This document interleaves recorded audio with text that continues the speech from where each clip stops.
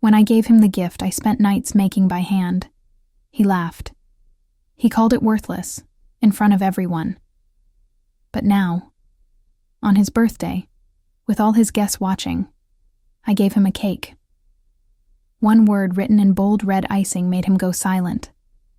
The same word that once shattered me, now shattered him. I still remember the cold flicker in his eyes as he tore the wrapping paper off. It was our 2nd anniversary. I'd spent 3 weeks secretly working on a handcrafted scrapbook of our memories. Photos, pressed flowers, handwritten letters, even dried petals from our first bouquet. He stared at it, blinked, then laughed. What is this? A kindergarten project? You really wasted time on this crap? The room went quiet. His friends laughed uncomfortably. One even whispered, "Yikes." I smiled, stiffly, pretended it didn't sting. But inside, something cracked. He didn't see the pain behind my silence. Or maybe he did and didn't care. Let me take a step back. My name's Avery Lynn, 27, marketing manager, a little too sentimental, a little too loyal. And him? Blake Harrington, 30, financial consultant, charismatic, handsome. Cold as winter steel when he didn't get his way. We met at a New Year's party. His charm was magnetic. For a while I believed he was my forever. But love that looks golden outside can still be rotten inside. After that birthday, the pattern only deepened. He'd subtly belittle me in front of friends. Avery's sweet, but not really the creative type. You should have seen her cooking the other day. Microwaved pasta. At first I laughed with them. Then I stopped laughing. Then I stopped speaking. But I didn't leave. Because sometimes the fear of being alone feels worse than being unloved.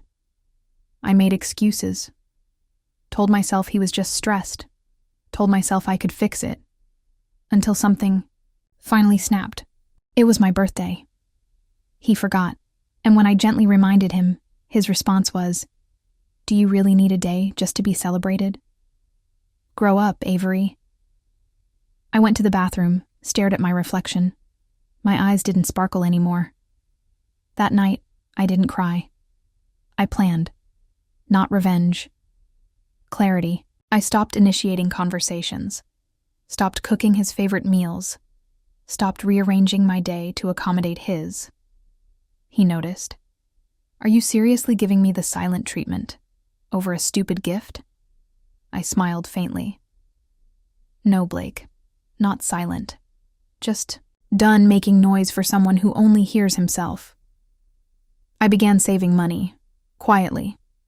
Applied for a lateral transfer to our company's LA branch. Started therapy, and, most quietly, I planned for his birthday. His 31st was approaching.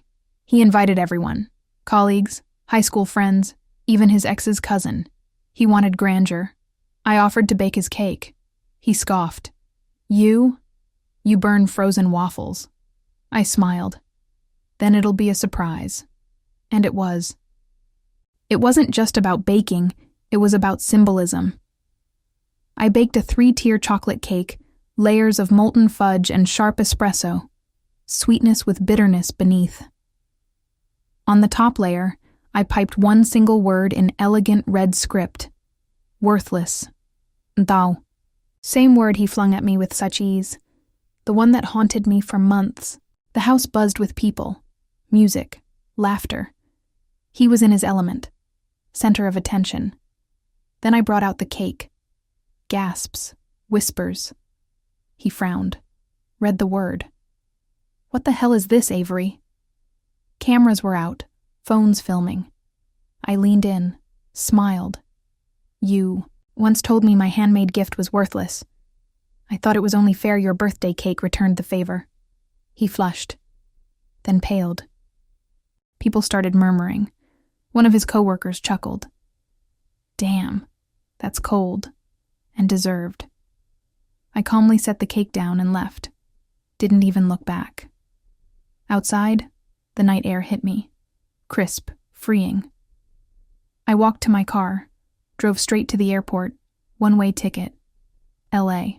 In LA, I wasn't someone's shadow. I got promoted within 6 months. Started yoga. Made friends who liked me even when I wasn't bending over backward. And I met Kai. Gentle, artistic, and never once made me feel small. On our first date, he brought me a tiny wire sculpture he made himself. "It's handmade," he said, grinning. "Hope it's not too worthless." I laughed. For the first time in a long time, it didn't hurt to remember. Months later, I got a DM. From Blake. "You humiliated me. How could you do that in front of everyone?" "You ruined me," I typed. Paused, then deleted everything, except one word. Good. And blocked him. To anyone out there, holding on to pain from words that cut too deep, you're not worthless. You're not too sensitive. And you're not overreacting. You're surviving. You're healing. And sometimes, the sweetest revenge is becoming someone who no longer needs it. He called my handmade gift worthless. But in the end, I gave him one gift he never saw coming. The taste of his own cruelty, served on a silver platter with candles and applause. This is Avery's story.